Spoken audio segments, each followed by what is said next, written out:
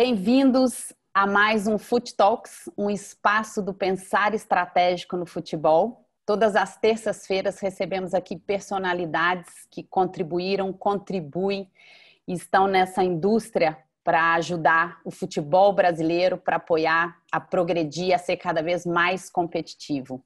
E nada melhor nesse tema hoje do que recebermos César Grafietti. Ele é economista, especialista, consultor em finanças do esporte, bastante conhecido aí no meio. Vamos bater uma bola com ele, agradecendo desde já a presença e já começo com uma pergunta. César, como você vê a competitividade da indústria do futebol no Brasil em comparação com outras indústrias do entretenimento e a sua capacidade real de atrair investidores? Bem-vindo. Beleza, obrigado. Primeiro, obrigado pelo convite, Heloísa, professor Medina, Rafael. Um prazer enorme estar falando com vocês. Admiração imensa pelo trabalho que vocês fazem. Bem, assim, a indústria do futebol, considerando ela dentro de um ambiente de entretenimento como um todo, certamente é uma das que mais tem capacidade de carregar espectadores, telespectadores, fãs e tudo mais, né? O futebol está dentro da raiz do brasileiro, da cultura do brasileiro. Então, eu enxergo esta indústria como uma indústria com potencial enorme, que consegue realizar coisas importantes hoje, mas ainda muito aquém daquilo que poderia, especialmente quando eu comparo isso com o que o futebol e o esporte, de forma geral, conseguem em outros países. Especialmente na Europa, onde o futebol é similar do ponto de vista de desejo do torcedor, do telespectador e do espectador.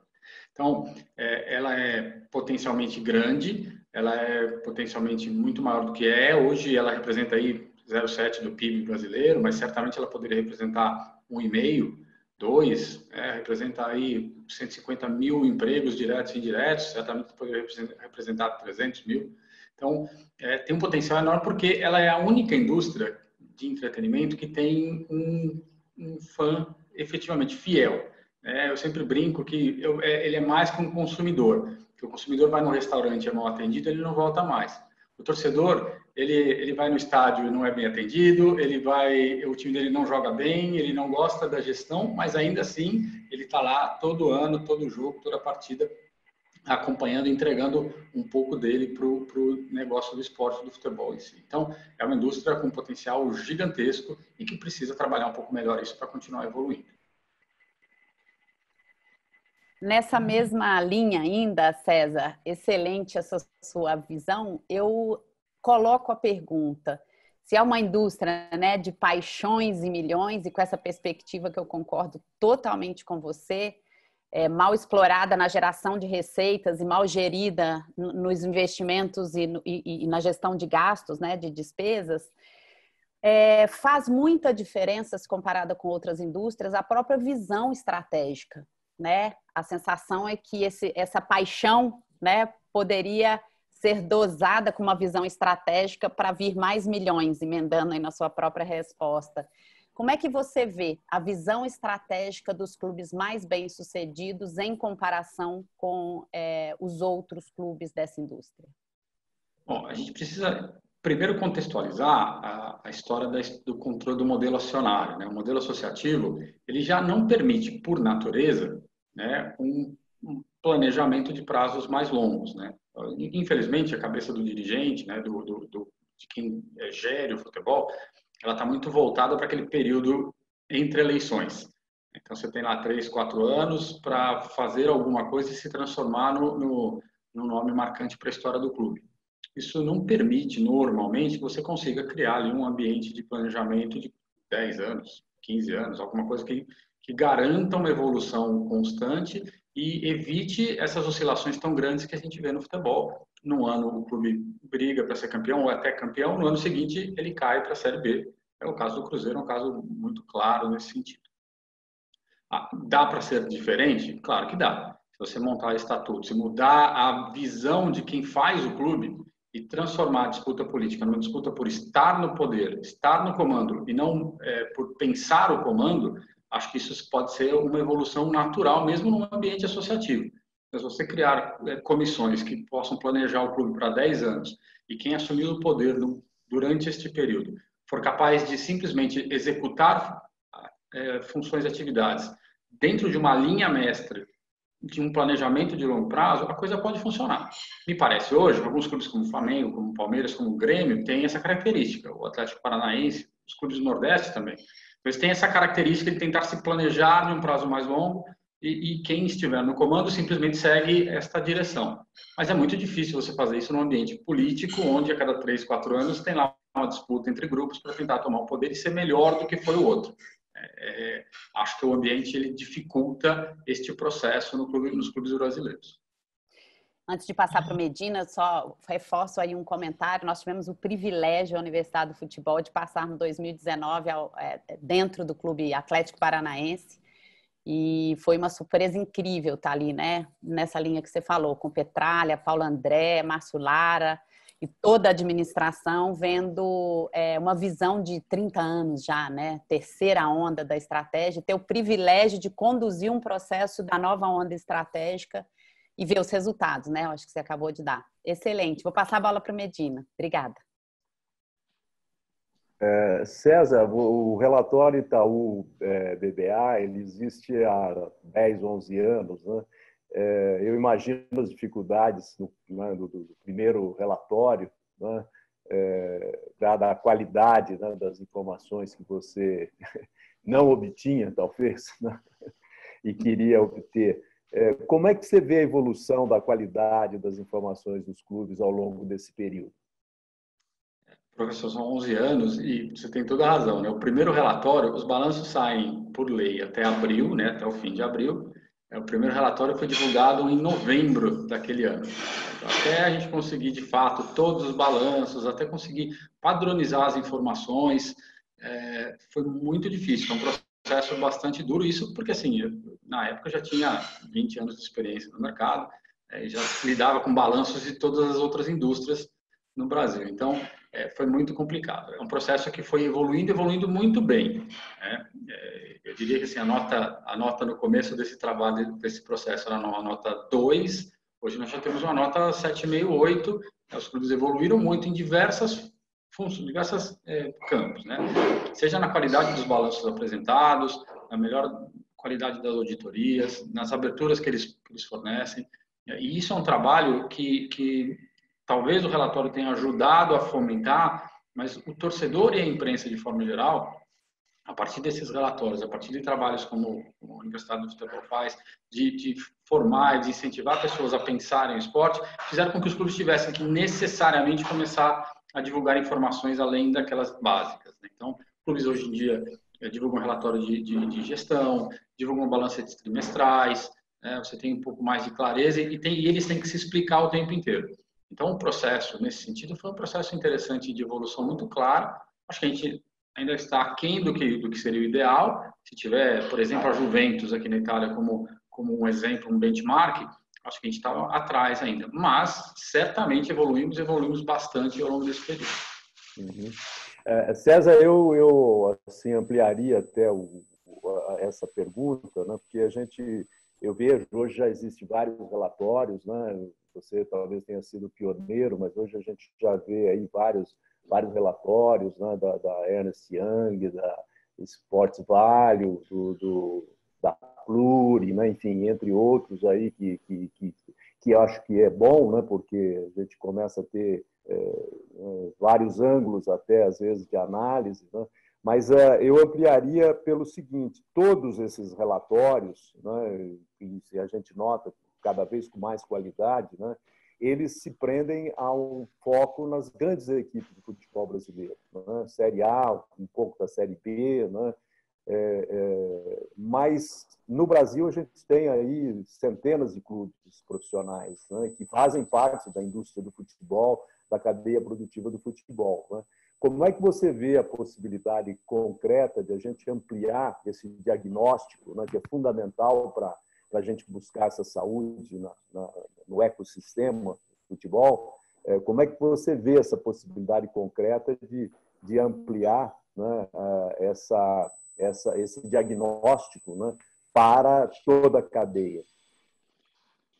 Eu vejo com bons olhos, eu tenho interesse em fazer, e é um dos meus planejamentos em relação ao relatório, é justamente agregar e dividi-lo em séries, né? O que é a série, fazer um da série A, um da série B, um da série C, pelo menos com estas séries, onde a gente consiga, primeiro, dimensionar de fato as diferenças entre elas, segundo, qualificar os clubes, porque eu acho que a gente tem clubes de série B e série C muito bem geridos, e que podem servir de exemplos para clubes de Série A, por exemplo. Então, é um trabalho e é fundamental, porque quanto mais nós pudermos mapear a estrutura e ir a fundo dentro dela, melhor vai ser o resultado de todos os trabalhos que são feitos em relação ao futebol. Então, eu vejo, assim, é uma ótima provocação e é algo que eu já vinha pensando justamente para a gente poder ampliar, de fato. A gente foca nos clubes da Série A, que devem representar aí 80%, 90% do futebol, mas os clubes de Série B e C também precisam de uma atenção, justamente para que possamos ajudá-los a se profissionalizar ainda mais, ou valorizar aqueles que já estão no estágio de profissionalização muito maior até do que de clubes de Série A. Bom, César, queria te fazer uma pergunta seguinte. No futebol mundial e no esporte mundial em geral, a gente vê um movimento cada vez maior dos clubes se unirem, né, para fazer as negociações em conjunto, para negociarem as competições em conjunto. E no Brasil, em pleno ano 2020, a gente continua vendo o movimento ao contrário, né? E como você falou no início, parece que a gente está dando alguns passos para trás, né? A MP do direito de transmissão, eu acho que é um bom exemplo disso. Eu queria saber a sua opinião sobre essa MP, dessa negociação individual, e aproveitando esse gancho também, que você falasse um pouquinho sobre como você enxerga a possibilidade de uma criação de uma liga dentro do futebol brasileiro. Essa história da MP, ela é muito curiosa porque assim, a gente sai de um modelo, a ideia é mudar, sair de um modelo ruim. O modelo anterior era um híbrido, né, entre individual e coletivo, que só funcionava no Brasil, então já mostra que só tem aqui, certamente não é um modelo difundido, então tão eficiente, e parte para um modelo que tem em poucos lugares, né? Portugal, México, e é um modelo que também se mostra ineficiente quando comparado a grandes ligas, seja de futebol, seja de esportes como os esportes americanos. Então, acho que a MP ela traz uma tentativa de evolução, mas ainda uma visão individual e não uma visão de competição. Os clubes ainda não entenderam que eles precisam não vender as suas marcas, mas vender a competição onde eles atuam, porque nenhum deles atua sozinho. Quando você pensa na Premier League, é a competição onde jogam o Liverpool, o Manchester City, o Manchester United. Não é o Liverpool, o Manchester, o Arsenal. É a competição, é a La Liga, é a Série A. Então, falta aos clubes essa visão de indústria, talvez porque tem um pouco da característica do latino, né, de individualismo. Então, por exemplo, Itália e Espanha só passaram a negociar coletivamente por conta de lei, né, porque os direitos eram individuais e eles negociavam individualmente porque também tem essa questão da rivalidade muito maior. Os anglo-saxões conseguem, de uma maneira mais natural, se organizarem coletivamente. Eu acho que a gente tem um processo para evoluir e pensar na competição que se joga e não no individual é um caminho fundamental para que a gente consiga chegar num desenvolvimento maior do futebol brasileiro. Eu acho que o processo da Liga ele não acontecerá tão cedo. Os clubes tentam vender uma ideia de que estão se unindo, estão se organizando, mas a qualquer sinal de necessidade de disputa, eles se mostram de fato muito diferentes. A história do Flamengo com os casos de atletas com Covid, depois teve questão há pouco tempo atrás da negociação das placas, de publicidade, de direitos de transmissão internacional. Enfim, os clubes toda hora que tem algum tipo de necessidade, onde o dinheiro fala mais alto, eles não conseguem se unir. Talvez por conta do processo associativo, onde eles têm que prestar esclarecimentos para os seus conselhos, talvez porque aquele dinheiro que entra agora é mais importante do que o dinheiro de longo prazo, mas enfim, eu acho que ainda está muito distante de dirigentes que sejam capazes de pensar uma liga e uma união de fato no processo de condução do futebol brasileiro. César, nesse mesmo contexto do Rafa, a questão do individualismo, da visão do coletivo, é uma indústria super particular, porque se não tiver concorrente, não tem espetáculo, não tem competitividade, não tem Brasil, né?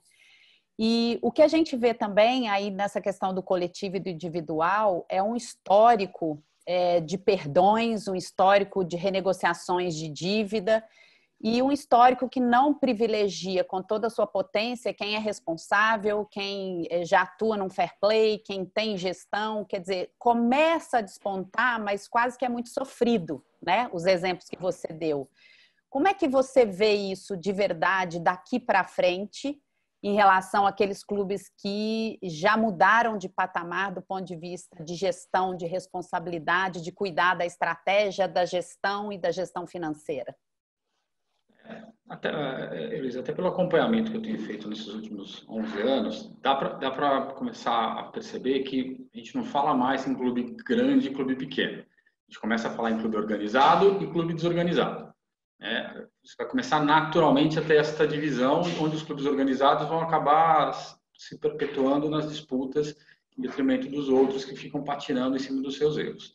É claro que é um processo que demora para se consolidar, justamente porque a gente está falando de futebol. Então, aquele clube que eventualmente usa de mecenato, gasta mais do que pode e conquista um título, para o torcedor é isso que fica. Independente de no ano seguinte ele ter uma dificuldade e enfim, cair para a Série B ou qualquer coisa nesse sentido, ou perder pontos porque não pagou outro clube. Então, esse processo ele é mais lento do que deveria, justamente porque quem faz errado muitas vezes tem o benefício da conquista do título e isso apaga o erro cometido. Mas é importante a gente começar a olhar, e se você observar ao longo desses últimos 10 anos, ou a partir de 2012, quando muda o modelo de negociação de TV, você enxerga que os clubes mais organizados começam a se colocar nas melhores posições das competições. Então, a gente viu nos últimos anos, Flamengo e Palmeiras.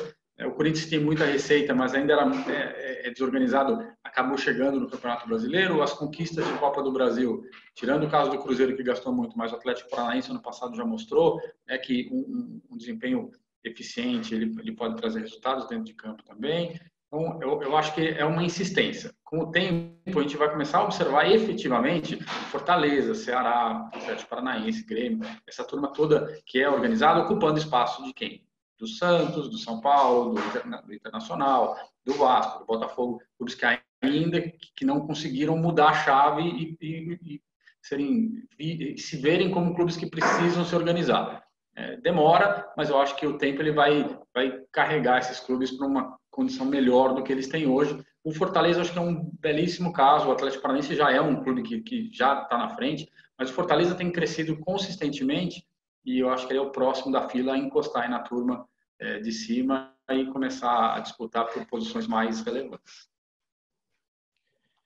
César, recentemente você apresentou uma pesquisa de caráter mundial sobre a questão do torcedor e a paixão pelos esportes, pelo futebol especialmente, né?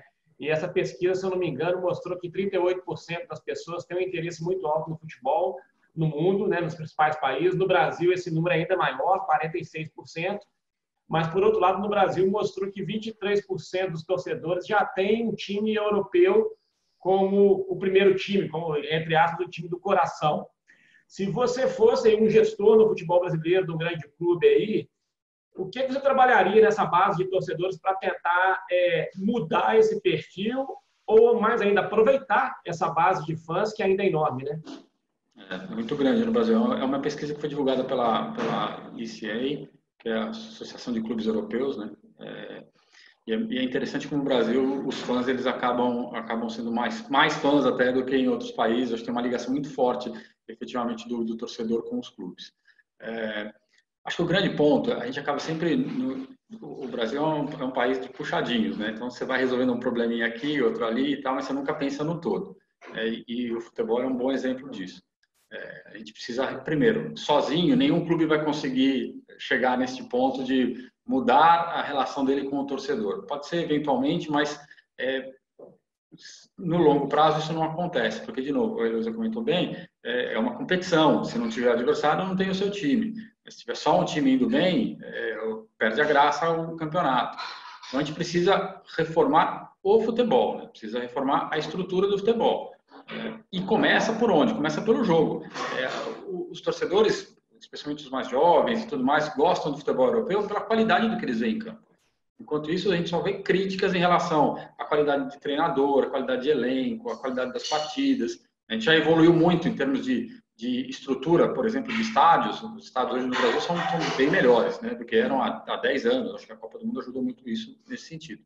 Mas ainda falta a qualidade do jogo. E sem qualidade do jogo, tudo que a gente fizer vai ser um puxadinho. Então eu começo a ouvir muita gente falar agora a gente precisa falar em entretenimento, em produção de conteúdo, porque o clube de futebol vai virar uma empresa de mídia. Se você não tiver o que mostrar, você não vai ter, não adianta você querer ser uma empresa de mídia. Você tem que começar desde a base, tem que começar desde do fundamental, que é ter qualidade no que você apresenta. Né? É igual você fazer um filme ruim, ele não vai dar receita nenhuma, né? Ninguém vai assistir. Se o filme for bom, as pessoas vão. Então, acho que a gente tem que começar a dar alguns passos para trás, repensar a estrutura do futebol e, especialmente, a estrutura do jogo. Se a gente não evoluir nesse sentido, por tudo mais que a gente resolver fazer, eu vou entregar um produto ruim, todo bem embalado, na hora que você abrir, o torcedor olha e fala, eu prefiro assistir Barcelona e Juventus, porque tem Messi e Cristiano Ronaldo, e um jogo bacana de ver. Então, acho que esta é uma evolução que todos os dirigentes deveriam começar a pensar. Melhorar a qualidade do que se produz dentro de campo, para que depois a gente consiga agregar tudo que este jogo com qualidade pode trazer fora de campo. César, você assim, é evidentemente um apaixonado pelo futebol, né? Por isso eu gostaria de aprofundar um pouco esse ponto que você toca agora, né, em relação ao jogo em si, né, que é a atividade fim do futebol, né? Como é que você vê essa qualidade do futebol brasileiro hoje comparado com o europeu? Em termos, realmente, a gente sabe, né, o próprio Flamengo, né, o Atlético, entre alguns poucos outros clubes, a gente vê que a saúde econômico-financeira ela impacta na qualidade do trabalho técnico também. Nem sempre, né, porque a gente, na Universidade de Futebol, luta muito para provocar um olhar sistêmico, né, em cima do ecossistema do futebol. Né? Tem a dimensão técnica, tem a dimensão administrativa da governança e tem a dimensão política. Né? E muitas vezes essas coisas são muito fragmentadas, né? O que, no nosso modo de entender, é um prejuízo para o próprio desenvolvimento do futebol.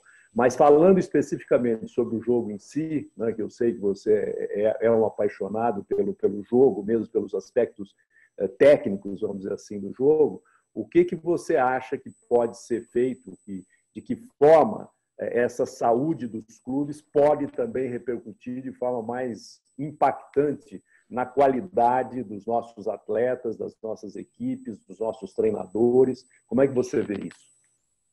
Vou dar um exemplo de casa aqui, né? O meu filho tem 10 anos e aí sempre que eu coloco ele para assistir algum jogo do Campeonato Brasileiro, ele que acompanha muito o Campeonato Europeu e o Campeonato Italiano, ele olha e fala, mas por que eles são tão lentos? Né? O futebol brasileiro é tão lento, se erra tanto.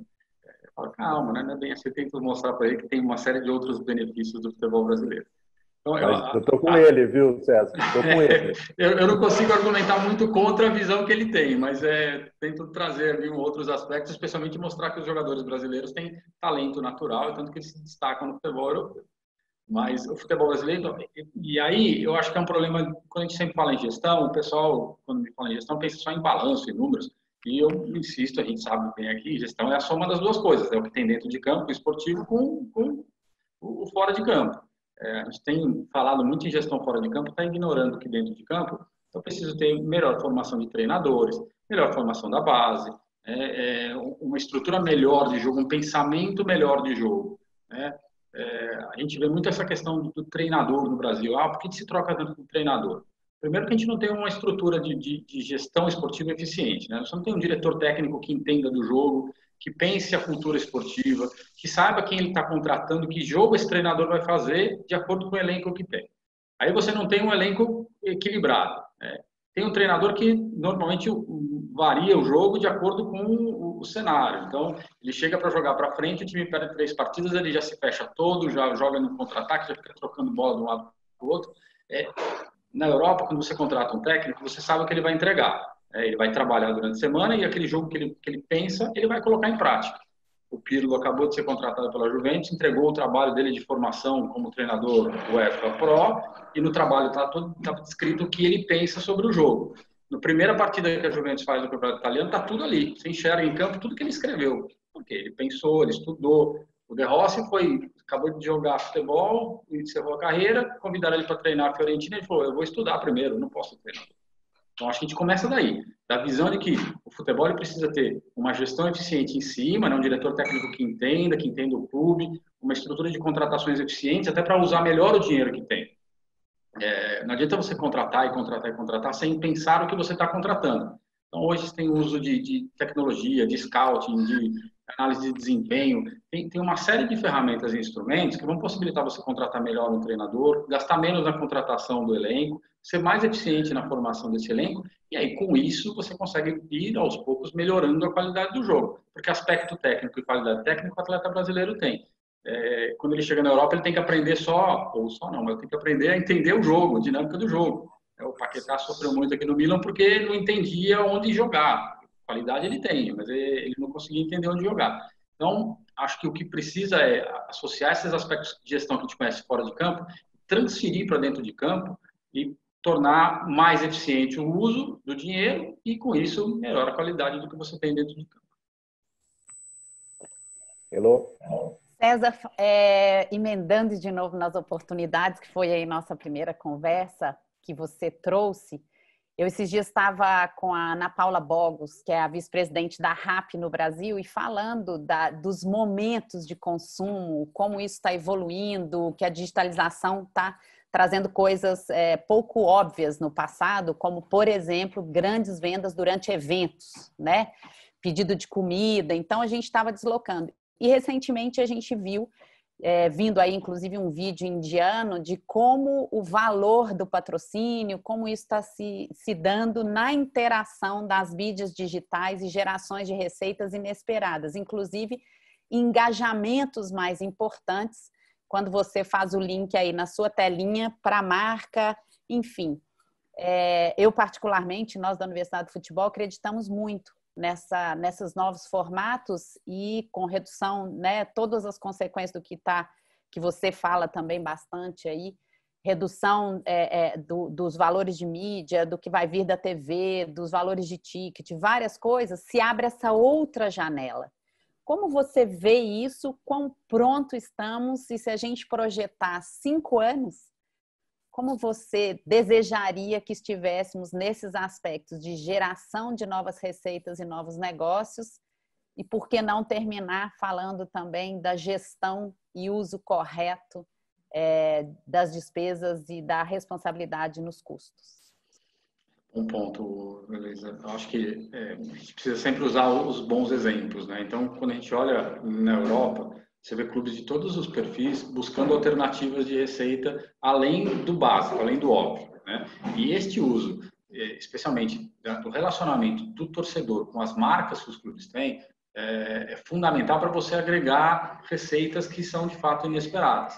Então, eu tive contato outro dia com o pessoal do Liverpool e eles estavam comentando que para cada lugar onde tem um seu público específico, um patrocinador tem interesse em fazer uma ativação diferente. Então, ele consegue usar as redes sociais, consegue usar todos os veículos de internet, de mídia, para acessar torcedores pontuais, fãs pontuais, na Ásia, na Europa, na África, enfim, onde quer que seja, nos Estados Unidos.